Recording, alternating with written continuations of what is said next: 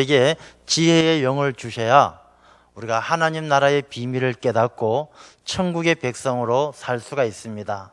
이 시간 여러분들이 하나님 나라의 비밀을 깨닫는 귀한 시간이 되시기를 바랍니다. 우리가 하나님 나라의 비밀은 또 세상의 것과 다릅니다. 옛날 어느 시골 마을에 두 사람이 싸우고 있었어요.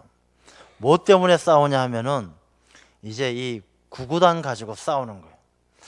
3 곱하기 5가 얼마냐 하는 것입니다. 이 3 곱하기 5가 어떤 좀 어리고 모자라는 사람은 3 곱하기 5, 3하고 5를 붙여놓으면 35다라고 우기는 거예요.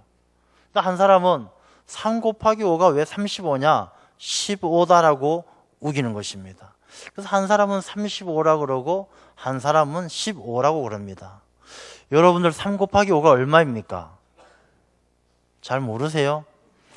3 곱하기 5가 얼마죠? 15죠. 예, 15. 15인데 15가 맞는데 한 사람은 자꾸 35라고 우겨요. 둘이 서로 다투다가 안 돼가지고 이제 그 마을에 사또에게 갔습니다. 사또님, 저 바보 같은 사람이 3 곱하기 5가 35라고 자꾸 우깁니다. 3 곱하기 5가 15인데 저 사람은 35라고 자꾸 우기니까 사또님이 판단해 주십시오. 누가 옳은지, 누가 더 어리석고 누가 더 지혜로운지 판단을 해 주십시오. 사또님이 이 포졸들에게 명령하죠. 여봐라, 저 3 곱하기 5가 15라고 우기는 저 사람 곤장을 10대 때려서 내쫓아라. 아니, 자기가 15가 맞는데 매를 맞고 쫓겨나니까 억울한 거예요. 그래서 치료를 끝나고 한 일주일 후에 사또를 찾아가서 따집니다. 아니, 사또님, 어떻게 3 곱하기 5가 15지 35가 맞습니까? 내가 15가 맞는데 왜 나를 때리십니까? 그때 사또가 그 사람에게 그렇게 이야기하죠. 3 곱하기 5, 15가 당연히 맞는데 그것을 3 곱하기 5가 35라고 우기는 사람, 바보 같은 사람하고 싸우는 너가 더 어리석고 바보 같다. 그래서 너가 더 어리석기 때문에 때린 거다. 이렇게 이야기를 하는 거예요. 여러분, 이 이야기는 우리가 한번 자신의 삶을 깊이 생각하게 하는 그런 귀한 가르침이 있어요. 우리가 생각하는 게 맞다고, 그 맞는 걸 맞다고 계속 우기는 것이 결코 지혜로운 것은 아니다라는 거예요. 이 세상 우리가 살아갈 때 당연한 것, 또 내가 그렇게 살아가는 것이 맞다고 우기고 맞는 걸 맞다라고 생각하고 그렇게 주장하는 게, 그 주장하는 게 내용이 맞다고 해서 그 사람이 지혜롭게 사는 것은 아니다라는 것입니다. 우리가 그런 역설의 의미를 잘 알아야 하나님 나라의 비밀을 깨달을 수가 있어요. 하나님께서 예수님을 이 땅에 보내시고 예수님을 통해서 하나님 나라의 비밀을 가르쳐 주셔요. 그래서 예수님이 가르치시는 것을 성경에 보면 권세가 서기관들과 다르고 놀라운 권세를 가지고 천국의 비밀을 말씀을 하셔요. 근데 이 천국의 비밀을 가만히 보면요, 우리가 생각하는 것하고는 다른 거예요. 예수님께서 가르치실 때 보면은 높아지기를 원한다라면 너희들은 낮아져야 되고, 으뜸이 되기를 원한다라면 너희들은 종이 되어야 한다. 이렇게 가르치는 거예요. 이건 우리가 생각하는 것하고 좀 다르거든요. 여러분, 우리가 높아지고 대우를 받으려면 어떻게 해요? 억울하면 출세하라. 우리가 정말로 대접받고 잘되고 높임 받으려면 출세하기 위해서 아웅다웅 어떻게든 상대방과 경쟁해서 싸워 이기고 높아져야만이 우리가 으뜸이 되는 것인데, 예수님은 높아지려면, 으뜸이 되려면 낮아져야 되고 종이 돼야 되고 섬겨야 된다. 그렇게 가르치시는 거예요.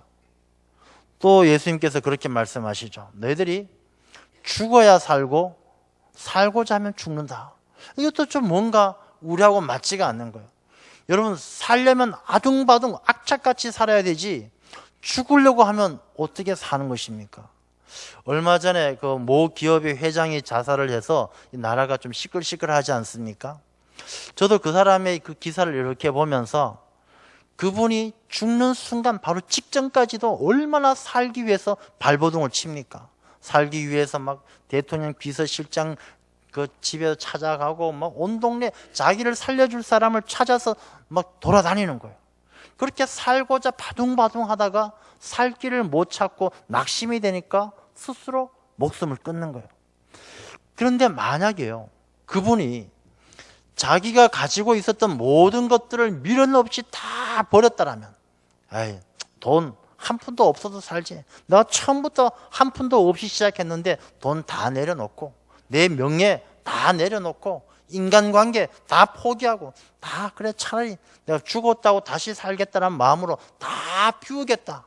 내가 죽은 것과 똑같다. 나는 이제 죽은 사람이랑 똑같다. 아마 그런 마음을 가질 수만 있었다라면 아마 죽지 않고 살지 않았을까, 그런 생각을 해봅니다. 사람이요, 자살하는 사람들이 그래요. 자살하는 사람들이 죽고 싶어서, 야, 난 죽는 게 너무 좋아, 행복해, 이래서 죽는 자살하는 사람은 한 명도 없어요.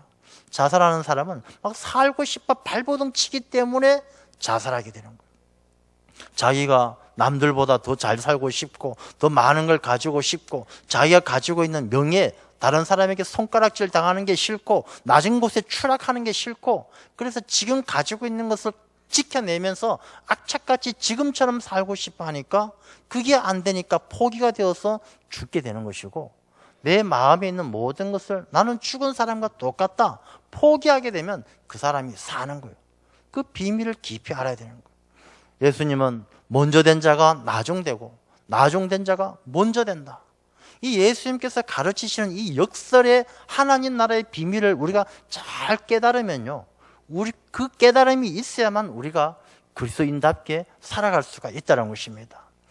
예수님은 이런 가르침을 말씀으로만 한 것이 아니고 삶으로 보여주셨어요. 예수님께서 겟세마네 동산에서 십자가에 돌아가시기 직전에도 뭐라고 말씀하십니까? 아버지 하나님, 나의 원대로 마옵시고 아버지의 원대로 하옵소서. 세상의 사람들이 살아가는 방법은 자기 원대로 살아가는 거예요. 예수님께서 겟세마네 동산에서도 생각했던 예수님의 원이 뭐냐 하면 살고 싶은 거예요. 살고 싶고 죽기 싫고 고통받기 싫고, 그게 나의 원이었어요. 근데 아버지의 원, 아버지의 뜻은 뭐냐 하면 죽는 거예요. 힘들고 어렵지만 십자가에 매달려서 죽으시는 게 아버지의 뜻이었어요. 근데 아버지의 뜻은 죽는 것으로 끝나는 것이 아니라 그 죽음으로 말미암아 세상을 이기는 궁극적인 승리를 위한 하나님의 비밀이 그 안에 담겨 있었던 거예요.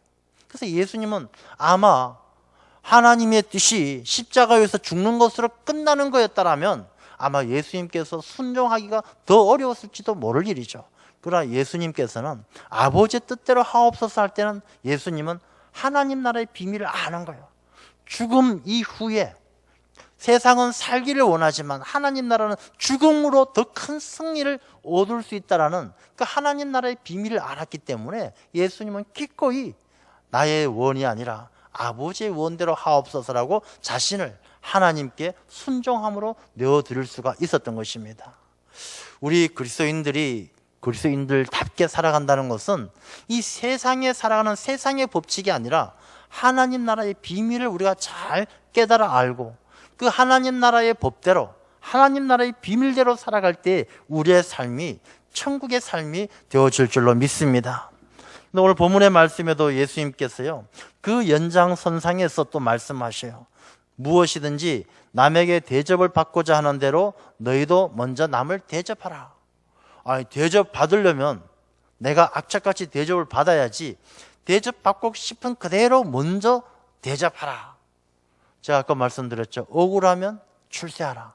대접받으려면 내가 출세해서 대접을 받는 일에 힘써야 되는데, 내가 출세해서 대접받는 일보다도 너가 먼저 남을 대접하라.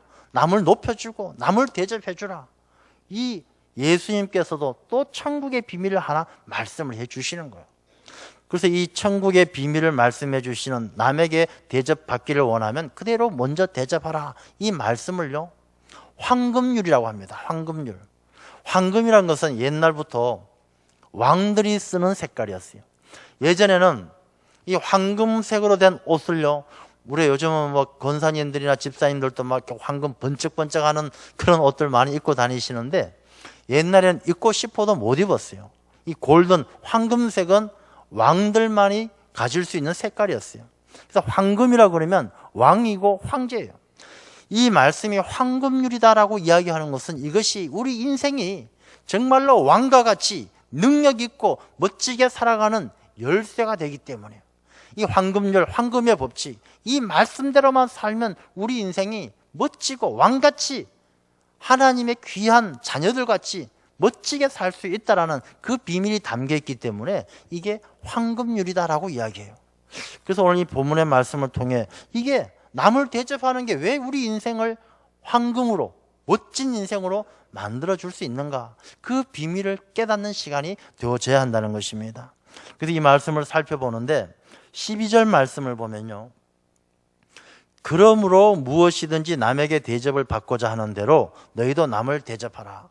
이 말씀에서 우리가 가장 유의 깊게 살펴봐야 할 말씀은 그러므로라는 접속사예요. 그러므로.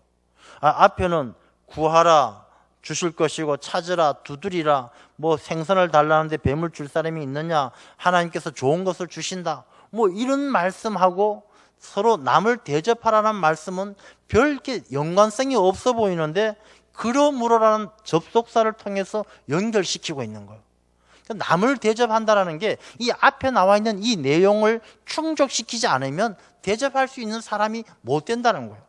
앞에 있는 이 내용을 잘 이해를 하고 이 내용에 대한 확신을 가진 사람이 그 사람이야말로 그러므로 남에게 먼저 대접할 수 있는 그런 사람이 된다는 것입니다. 그래서 앞의 내용을 한번 살펴보겠습니다. 7절 8절 말씀을 보면요, 구하라 그리하면 너에게 주실 것이요, 찾으라 그리하면 찾아낼 것이요, 문을 두드리라 그리하면 너에게 열릴 것이니 구하는 이마다 받을 것이요, 찾는 이는 찾아낼 것이요, 두드리는 이에게는 열릴 것이니라. 사람이 남을 대접하지 못하는 이유 중에 가장 큰 첫 번째 이유가 뭐냐 하면 자기 욕심 때문에, 욕심. 내가 저 사람에게 누군가를 대접하려면은 내 주머니에 있는 한 10만 원을 써야 돼요. 근데 10만 원을 쓰고 나면은 내 주머니에 수중에 있던 10만 원이 없어지는 거예요. 이 10만 원 손해봤네. 이 10만 원 어떻게 채울까? 내 것을 잃어버리는 것에 대한 욕심이 내 안에 있으면요, 남에게 대접할 수가 없는 거예요. 야, 나 저 사람을 대접하고 섬기고 저 사람을 좀 이렇게 위해 주려면은 내가 시간도 뺏기고 피곤해지고 힘도 뺏기고, 근데 저 사람을 대접하고 나면 내 빼앗긴 시간과 힘과 내 잃어버린 것들은 어디 가서 채우나, 이런 욕심들이 마음에 있으면, 손해보기 싫어하는 마음이 있으면 절대로 다른 사람에게 대접하고 다른 사람을 섬길 수가 없다는 것입니다. 그래서 우리가 자기 자신을 끊임없이 채워주시는 하나님의 은혜에 대한 확신이 없으면 남을 대접할 수가 없는 거예요.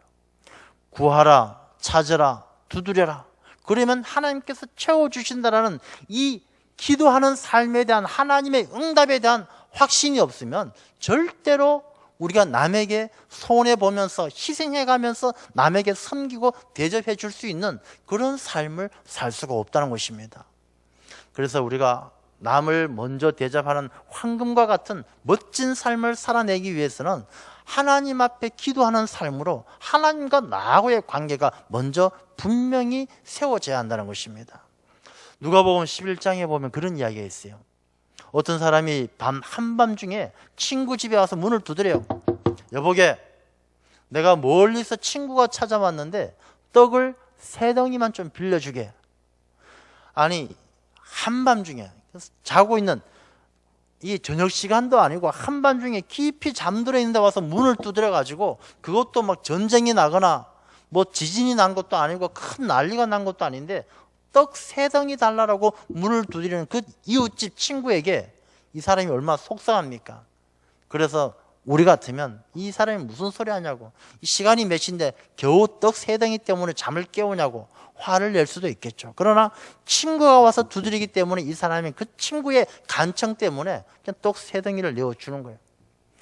이 비유의 말씀은 뭐냐면요, 우리가 세상의 친구들조차도 그 간절한 간청에는 시도 때도 없이, 낮이 아니라 한밤중일지라도 시도 때도 없이, 그리고 대단한 것이 아니라 떡 3덩일지라도 내어주는 것이 사람의 마음인데, 우리가 하나님 앞에 간절히 기도하고 하나님께 구하는 사람은 시도 때도 없이 언제라도 아무리 사소한 것이라도 하나님은 더 좋은 것으로 응답해 주신다는 거예요. 기도에 대한 확신이 있는 사람이야말로 남을 대접할 수 있는 그런 삶을 살 수가 있다는 것입니다. 기도하는 데 있어서 오늘 말씀은요, 그렇게 이야기합니다. 구하라, 찾으라, 두드리라. 이 말씀은 현재 명령형으로 기록이 되고 있어요. 근데 이 말씀은 우리가 기도라는 것은 계속 끊임없이 진행 중인 현재형으로 진행돼야 될 그런 기도가 돼야 된다는 것을 우리에게 말씀해 주는 거예요. 구하라. 구하라는 것은 가만히 앉아서도 구할 수 있죠. 찾으라. 찾으려면 적어도 발걸음을 좀 떼야 되고 머리도 돌리면서 수고를 해야 돼요. 두드리려면 힘을 주고 문을 두드려야 돼요. 손에다 힘을 주고 두드려야 돼요. 점점 강도가 세지는 거예요. 여러분, 기도 생활이란 것은 한번 해보고 말면 응답이 없으면 그만둬야지, 그런 기도는 결코 응답받지를 못하는 거예요. 정말 하나님의 응답받는 기도는 구하고 안 되면 찾고 안 되면 하나님께서 줄 때까지 문을 두드리는 거예요. 문이 열 때까지 두드리는 거예요. 기도 응답받는 방법 간단해요. 응답할 때까지 기도하면 되는 거예요. 기도를 멈추니까 그것이 죄가 되고, 기도를 멈추니까 응답받지를 못하는 거예요. 구하고 찾고 두드리면 하나님께서 반드시 채워주시고 응답해 주실 줄 믿는 그 믿음이 있는 사람은요, 그 담대함이 있는 사람은 다른 사람에게 내가 대접받지 않더라도 먼저 대접하고 먼저 그 사람을 섬길 수 있는 그런 황금과 같은 삶을 살게 될 줄로 믿습니다. 그리고 그 다음에 나오는 말씀을 보면요, 너희 중에 누가 아들이 떡을 달라 하는데 돌을 주고 생선을 달라 하는데 뱀을 줄 사람이 누가 있겠느냐? 그렇죠.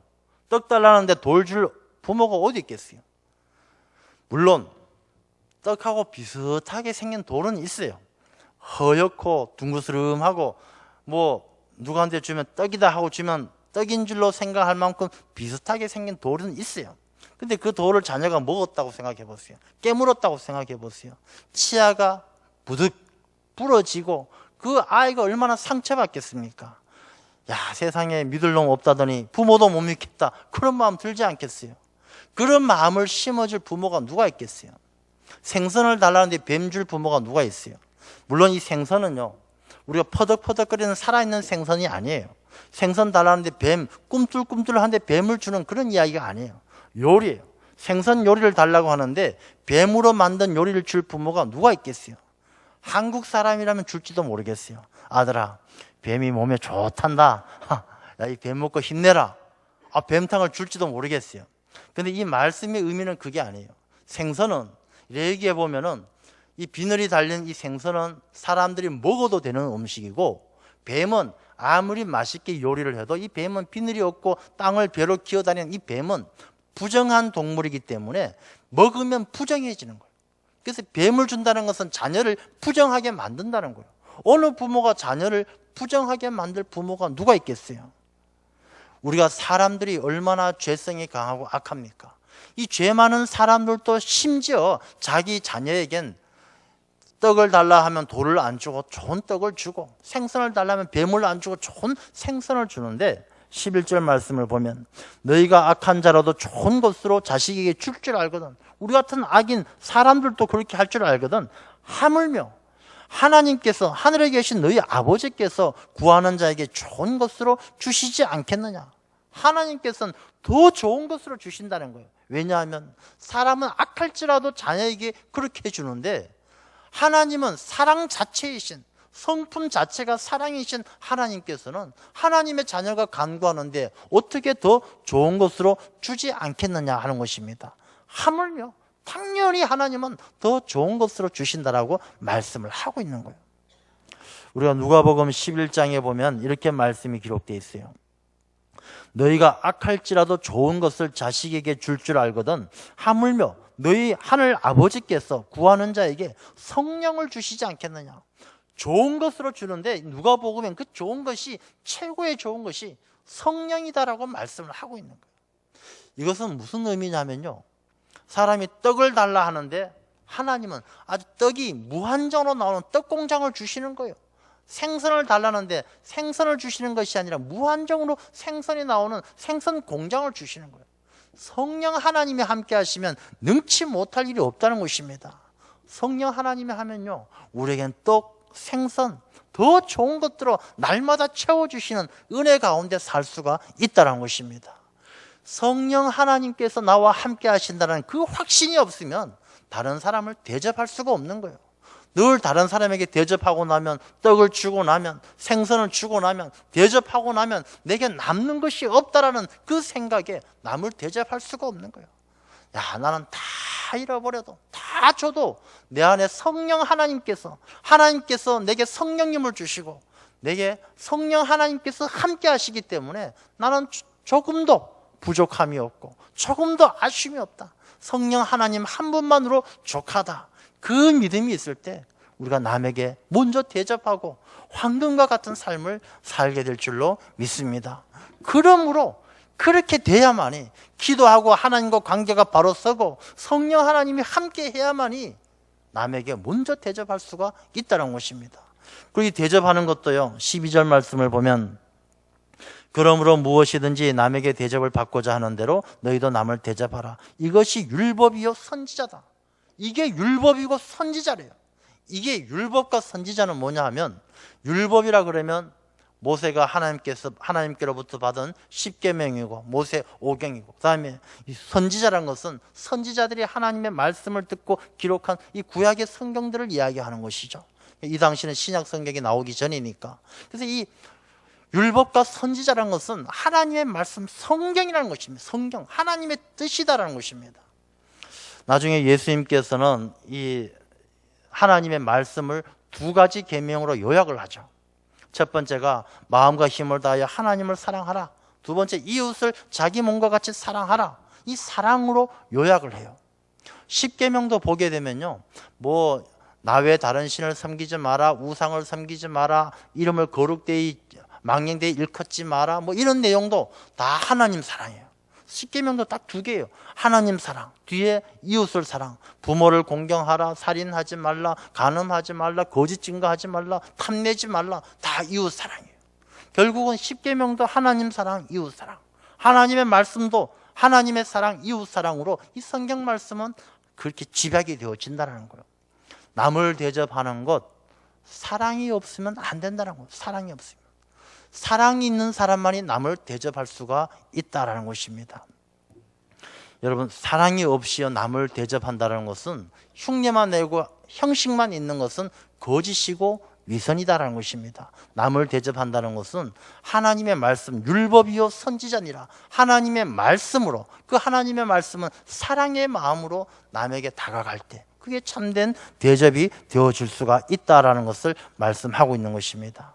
그런데 이 대접이라는 게 무엇입니까? 밥 한 끼 사면 대접입니까? 아이고, 김형, 오늘 밥 한 끼 합시다. 내가 오늘 해물탕 살게. 이게 대접입니까? 대접이라는 것은 우리가 이 말씀에도 남에게 대접을 받고자 하는 대로 너희도 남을 대접하라 하는데, 이 대접이라는 것은 먹는 것을 이야기하는 게 아니에요. 그 사람의 존재에 대한, 그 사람의 인격에 대한 대접이에요. 이 먼저 대접한다는 것은 무엇보다도 먼저 그 사람의 존재와 인격에 대해서 존중해 주는 것이 앞서야 돼요. 여러분, 세상에 무시당하는 것을 좋아할 사람이 어디 있어요? 여러분들 살면서 누가 나한테 무시하고 손가락질하고 소외되게 따돌리고 그걸 기뻐하고 좋아할 사람이 어디 있어요? 다 누구든지 자기의 존재감을 인정받고 따돌림 당하지 않으려고 하고 인정받기를 원하는 거예요. 자기가 그렇게 원한다면 먼저 남을 그렇게 대접을 해주라는 것입니다. 여러분, 우리 주변에 있는 모든 한 분 한 분을 귀하게 여기셔야 됩니다. 그분을 존중해 주셔야 됩니다. 그분을 사랑해 주시고 그분을 아껴 주셔야 돼요. 왜? 그래야 내가 존중받고 그래야 내가 아낌을 받을 수 있는 하나님의 자녀가 될 수 있기 때문입니다. 내가 남을 존경할 줄도 모르고 존중도 안 하고 아끼지도 아니하고 그러면서 내가 하나님의 자녀로 존중받기를 원한다? 그것은 옳은 태도가, 그리스도인의 삶의 자세가 하나님 나라의 비밀을 아는 자가 아니라는 것입니다. 내가 남을 존중해주고 섬겨주고 아껴주고 위해주고 그만큼 하나님께서 나를 아껴주고 사랑해 주실 줄로 믿습니다. 그리고 대접한다는 것은요, 그 사람을 있는 그대로 용납해 주는 거예요. 세상에 허물이 없는 사람 누가 있어요? 이 중에 허물 없는 사람 누가 있겠어요? 부족함이 없는, 약점이 없는 사람이 누가 있겠어요? 근데 그 부족하고 약점을 자꾸 들춰내어 보세요. 얼마나 고통스럽겠어요. 야, 너는 왜 그렇게 생겼니? 너 왜 공부를 그렇게 못해? 너 왜 그렇게 가난해? 너 왜 그렇게 키가 작아? 이 약점과 허물을 들춰내면 얼마나 고통스럽겠고 힘들겠습니까? 자기 자신의 약점과 허물을 들춰내기를 원하는 사람 아무도 없어요. 그렇다면 우리가 남을 대접하기 위해서는 어떻게 해야 되겠습니까? 남의 허물을 덮을 줄 알아야 돼요. 남의 부족함을 눈 감아줄 줄 알고, 그의 연약함을 붙들어서 도와줄 줄 알고, 그 사람에게 위로가 되고 힘이 될 줄 알아야 된다는 거예요. 우리가 대접한다는 것은 바로 그런 거예요. 남을 있는 그대로 용납해주고, 있는 그대로 안아주고, 있는 그대로 받아주는 것. 그것이 바로 용납함이 그 사람의 대접이라는 것입니다. 여러분, 우리가 다른 사람을 사랑하고 용납해주고 허물을 덮어주는 것, 그게 자기 자신의 부족함을 채워가는 일이라는 것입니다. 하나님 나라의 비밀이에요. 그리고 이 비밀 가운데 또 하나는 뭐냐 하면, 대접한다는 것은 기꺼이 자기 자신의 손해를 감수하고 섬기는 거예요. 자기 자신이 손해보지 아니하고는 결코 그 사람이 남에게 대접할 수 없어요. 그런데 아이러니하게 하나님 나라의 비밀은 역설적이잖아요. 손해본다고 생각했던 그 이상의 10배, 100배로 하나님께서는 더 유익되게 만들어주시는 것이 바로 하나님 나라의 비밀이에요. 야, 내가 남을 돕고 대접하는데 손해본 것 같다. 야, 내 저 사람 대접하느라고 피곤하다. 안 그래요. 하나님께서 더 기쁨으로 채워주시고, 더 힘을 주시고, 물질의 부족함 더 넘쳐나게 해주시고, 이 천국의 비밀을 깨달아 아는 사람이 먼저 남을 대접함으로 황금과 같이 멋진 삶을 살게 될 줄로 믿습니다. 여러분, 남에게 대접을 받고자 하는 대로 너희도 남을 대접하라. 이것을 여러분 인생의 열쇠로 한번 삼아 보십시오. 무슨 일을 하든지 이 열쇠를 가지고 접근을 하시고, 이 열쇠를 가지고 돌려보십시오. 안 열리는 자물쇠가 없어요. 인간관계에 있어서 내가 먼저 대접해 보십시오. 안 열리는 인간관계가 없고 안 풀리는 문제가 없어요. 이 열쇠를 가지고 살아가면 그야말로 그 인생이 황금의 인생이 되는 것입니다. 여러분들께서 이 천국의 비밀을 깊이 깨달아 아시고 하나님의 자녀로 황금과 같이 존귀한 삶이 되시기를 축원합니다. 기도하겠습니다.